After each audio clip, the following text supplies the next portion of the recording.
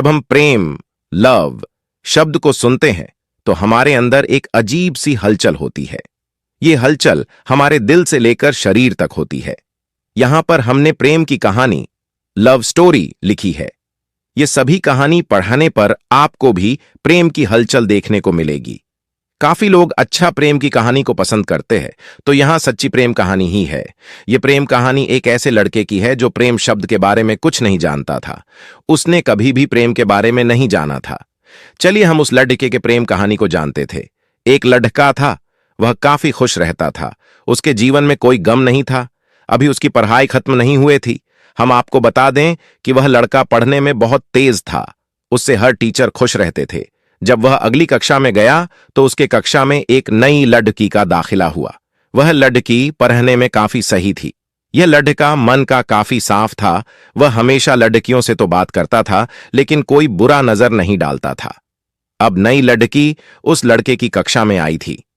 पहले तो इन दोनों में कोई बात नहीं होती थी, लेकिन वह कहते हैं ना कि नियति जो चाहे वह कर सकती है। कुछ समय बाद ही पढ़ाई से जुड़ी काम के लिए बातें शुरू होने लगी। पहले तो काफी कम बातें होती थीं, लेकिन उन दोनों को एक दूसरे से बात करने में काफी मजा आता था। वह अब बहुत सी बातें करने लगे। उन्हें अब धीरे धीरे प्रेम भी होने लगा, लेकिन उन्हें इसका पता नहीं चला। लड़की तो बहुत जल्द समझ गई कि उसे प्रेम हो गया है। वह लड़के के साथ रहने के लिए तैयार हो गई, लेकिन लड़के को कुछ भी नहीं पता था। वह बस इसको दोस्ती ही समझता था। समय निकलता गया। अब पढ़ाई खत्म होने को थी। लड़की सोचती थी कि लड़का अपने तरफ से बोले, लेकिन लड़का अभी तक कुछ नहीं समझ सका था। आखिर लड़की ने ही यह बात उसके दोस्तों से कही।